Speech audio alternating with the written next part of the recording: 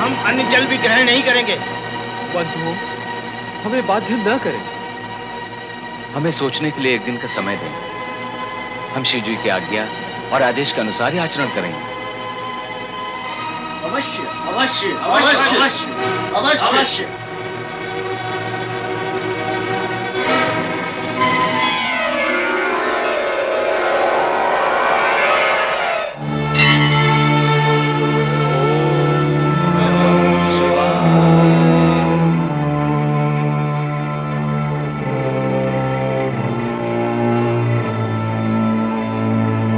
अब क्या करें भ्राताश्री?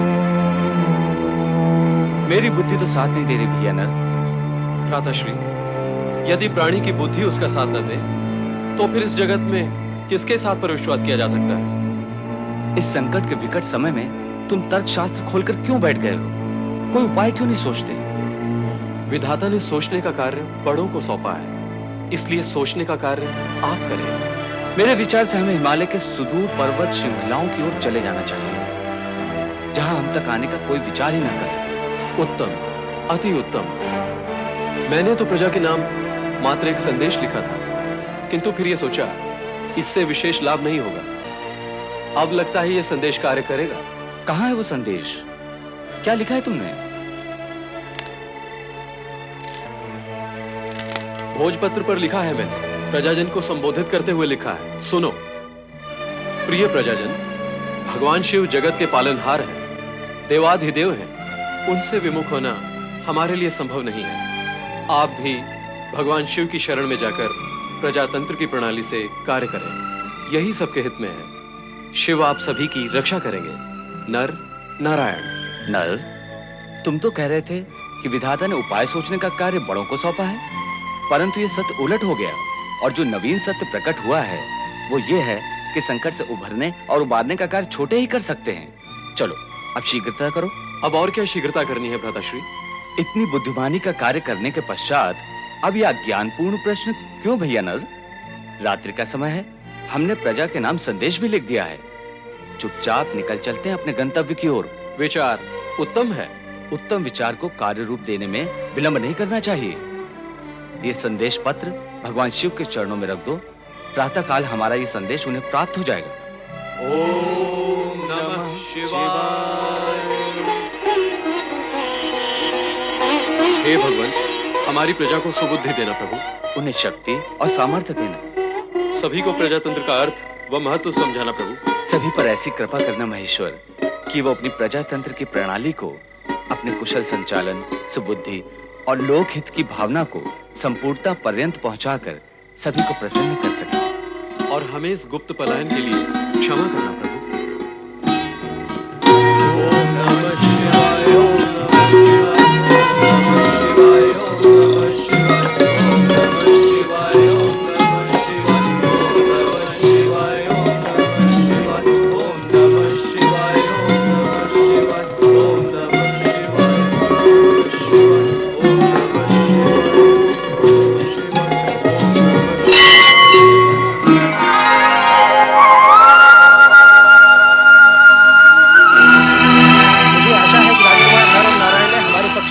लिया होगा। इसके अतिरिक्त उपाय भी क्या है? कुछ भी कहो, राज्य के कार्य तो राजा ही कर सकते हैं, भला हम प्रजा राज्य कार्य कैसे कर सकते हैं? चलो शिवालय में प्रवेश करें। चलो।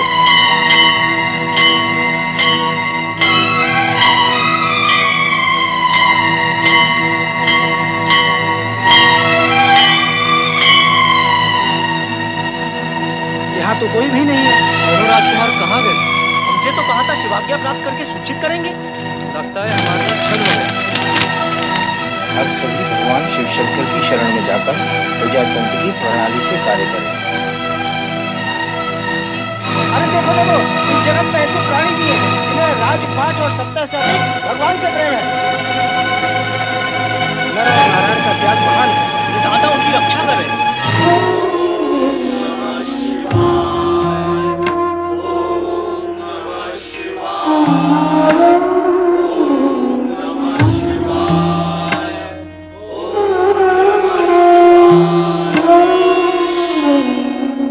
ओम नमः शिवाय। ओम नमः शिवाय। ओम नमः शिवाय। ओम नमः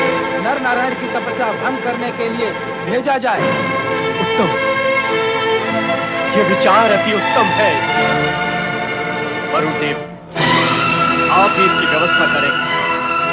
मेनका तथा रंभा को शीघ्र अतिशीघ्र पृथ्वीलोक भेजकर उन दोनों की तपस्या को खंडित कराएं। ऐसा ही होगा देवराज।